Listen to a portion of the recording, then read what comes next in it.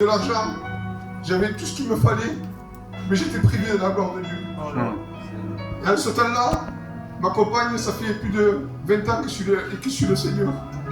Chaque fois que j'allais dans mes endroits, ma femme, elle me disait, moi je vais à la réunion. Va à la réunion. Mais moi tu me laisses tranquille. Ouais. Elle est partie, elle est à la réunion, elle revenait, elle était bénie. Elle me disait, t'étais où? J'étais me promener avec mes copains, tout ça. Elle me disait, d'accord.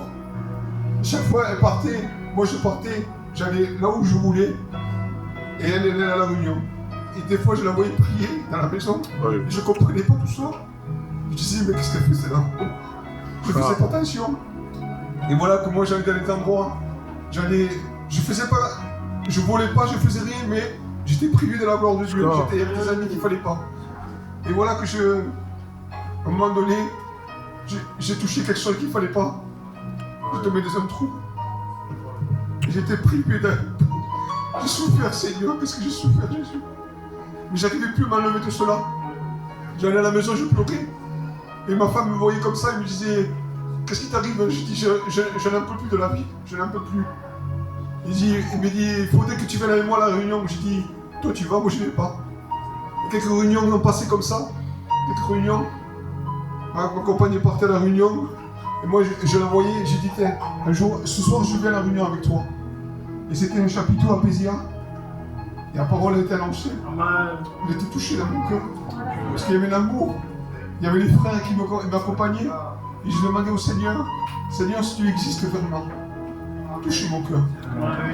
Mais le Seigneur, il ne tarde pas. Hein. Dès que vous demandez quelque chose, il est là, le papa. Le papa dessus il te répond. Et voilà que j'étais dans ma chaise. C'était presque que le Seigneur me regardait. Il me disait, qu'est-ce que tu veux mon fils? Je dis, Seigneur, garde, sauve-moi Seigneur de tout cela. Quelle souffrance Seigneur que j'ai passée. Et le Seigneur m'a donné la joie. Le Seigneur m'a donné une vie. Le Seigneur m'a donné tout ce que j'ai voulu dans mon cœur. Je suis rentré chez moi et je pleurais de chez moi, du chapiteau à chez moi, je pleurais tout le long de la route. Et voilà que ma compagne me dit, qu'est-ce que t'as? Je dis, je sais pas ce qui m'arrive. J'arrête pas de pleurer, je vais m'arrêter, mais j'arrête pas. Et ma compagne téléphone au serviteur Alain, il me dit, Alain, je sais pas ce qui se passe, il y a Joseph qui est en train de pleurer, il n'arrête pas, il est dans la chambre. Il pleure, il me dit, laisse-le tranquille, c'est Jésus qui est en train de toucher son cœur. Il n'a pas dit ça, que 5 minutes après, j'étais baptisé du Saint-Esprit. C'est une chose merveilleuse. Si vous voulez faire la rencontre avec Dieu, ouvrez votre cœur. Demandez au papa, papa, j'ai besoin de toi.